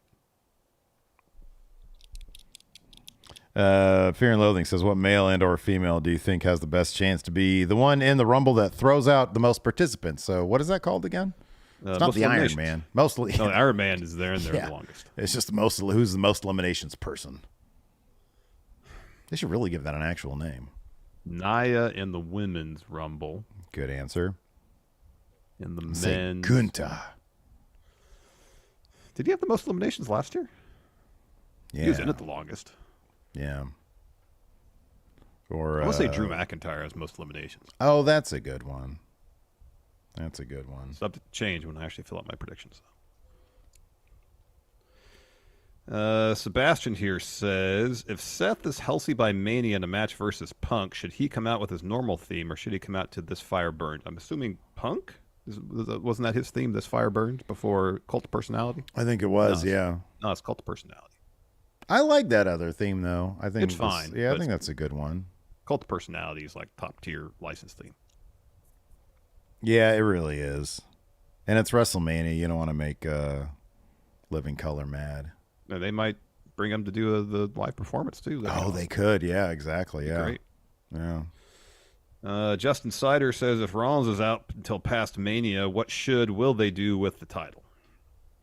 Oh, we Priest talked about cash that. in tonight. Yeah. Dr. Howie said, if Seth is out, could Drew versus Punk be a legit main event? I'd do if it's Drew versus Punk. Boy, that's a hard one because Punk has been like, I want my Mania main event. But I feel like there's something in the chase. They learned that with Cody, you'd think. Yeah, I know, but here's the thing. Is it still Punk Drew for the title at Mania? I don't know if it has quite the same amount of oomph behind it as Seth Punk. So no, I think Rhea and Becky get the main event night one. Yeah, I know, but then is Seth like, well, what the, that's it. See, the problem is it's like,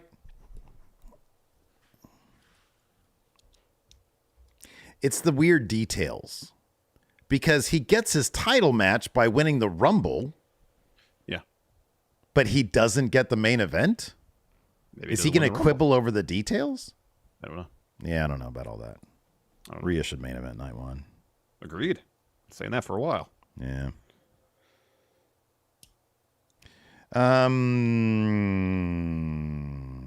We talked about this. Cameron here asked, do you think Logan Paul will ever win a world title in WWE? World title. I'm pessimistic. I'd give him a 10% chance. Okay.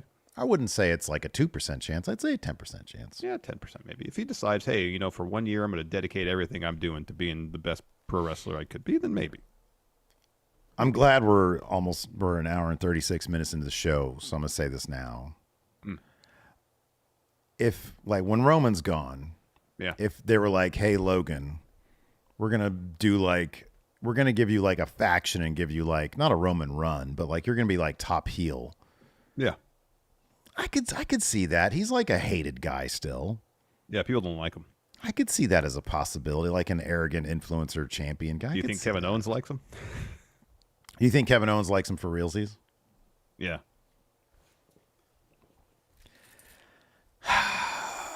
Just when he, that in the ring thing, the Kevin Owens show, he's like, you know, there's stuff that I'd like to say to you that I can't because you're protected.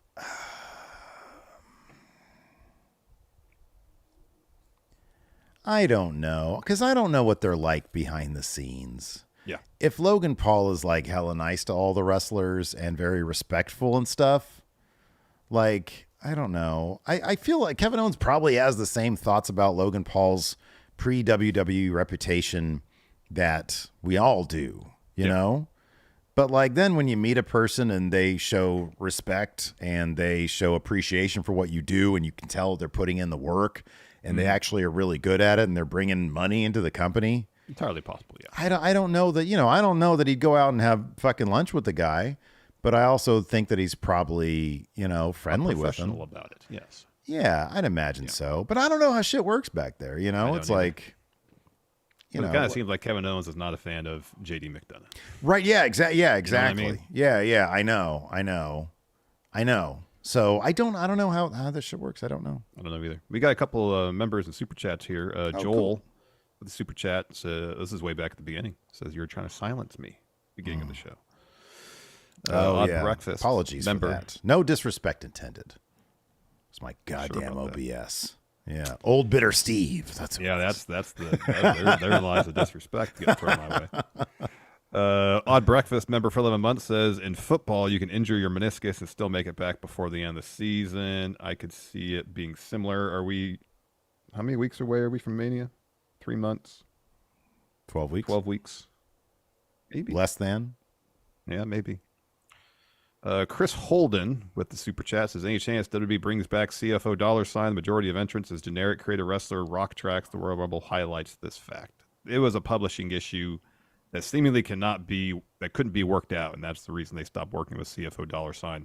I remember reading something about it, and it did seem like a weird entanglement of stuff. So if you'd like Google CFO $, WB publishing, the details are all out there, and it just seems like it was too much of a headache to work it out. So Yeah. didn't CFO $ sign like a really bad publishing deal, and that was the source of the issue? I want to say it was something like that. Yeah. And they just got wrapped up like the rights to Spider-Man back in the 90s, you know? Yeah. It was like going through a million different companies until the courts had to come in because there's like billions of dollars at stake, obviously. But now, you know, with CFO $, there's no, you know, they just, hey, let's do some half-ass versions of CFO $, and we're good, you know? I know. Yeah. So, anyways, that is going to do it for You the want to do a show. quick Raw preview? Oh, yeah, let's do Or are you it. just so hungry all you can think about is food? No, we keep on missing these things because I just jump the gun every week. I forget about them. Be All right, honest with very you. well. We got Triple H in the call here.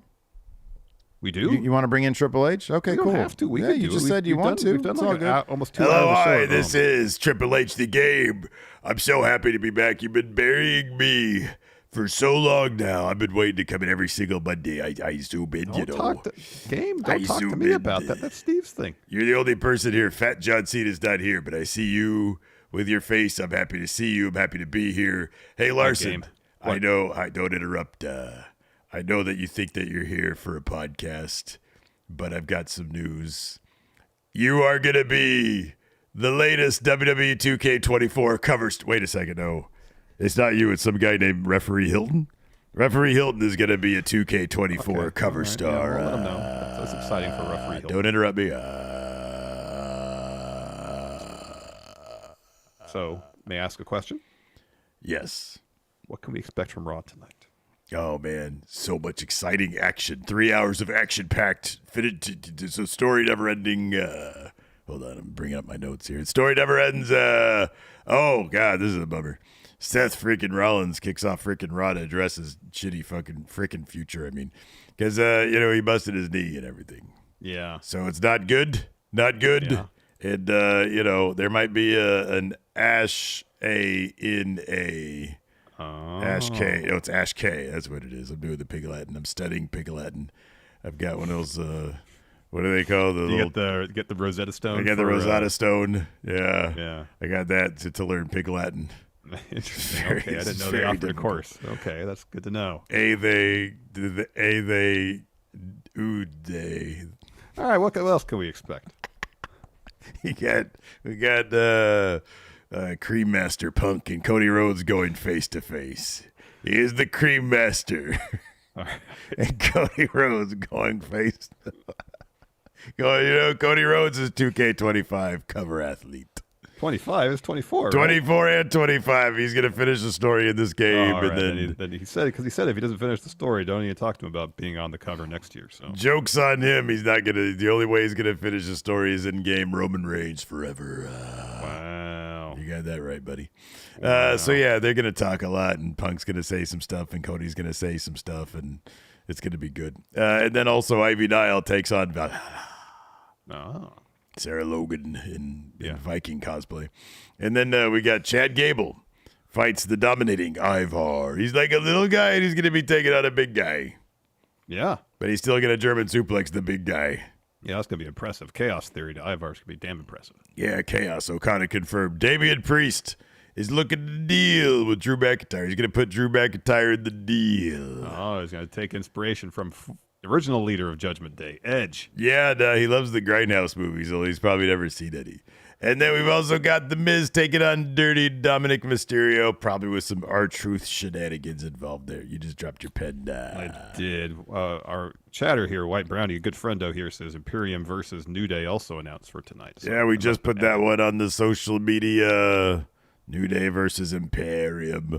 I love that Gunther. I think he's great. Oh, he's awesome. He's the best. All right, anyways, I've got so much to do. Call time is soon. That's where we gather up everybody, and I say who's up and who's down. Yeah. Yeah, and then they're like, okay, let's go work on our matches. And we're like, okay, you guys go get the producers. And then they go to catering, And then we've got lots of options over there. High protein. Lots of salmon. I like the salmon. That's what I've heard, yeah. 8 servings a day of salmon. That's a lot of salmon. I got to have it imported From where? from Alaska. It's Oh, good yeah, stuff. okay. Yeah. It's the free, whatever the fuck it is. Fresh shit. That's what it is. Yes. They catch it, they put it on a boat that has Triple H's face on it, and they send it my way. Oh, wow. Yeah. Fresh fish. All right. I gotta go do all this shit. All right, have a good one. He's already gone. Hi, Steve. Cool, man. Was that good? Was that good? It was fine, yeah. Been a while since you've been with Triple Been a H. while. He was a little angry about not being on the show of late, but he was all good. It was Did you fine. put? You could have put that one on me. It was my fault. I did. Well, that's But he was good. like, "No, I'm the one here, so I got the heat for it." Well, you're, the only one available to talk to So not really. You could still be here for these he conversations. didn't say he was going to give you, he was going to give you a pedigree or something, did he? No, nothing like that. That's He good. wasn't that upset about it. Right on. You talk about salmon? Of course. He gets it imported on his own boat. Did you hear, it was on social, that Hilton's going to be a 2K cover star? You mentioned that too. I'm looking forward to that one. Ref Hilton, yeah. Referee Hilton. Hilton. Got to see if I can find like a picture of Hilton and then run it through like a janky AI thing so he can have like a 3-fingered Hilton. So he has like a giant thumb on his hand, nothing but. Yeah, like what would we put into an AI program to describe Hilton? Like hashtag mashed potatoes, hashtag Chicago Bears, hashtag only child syndrome.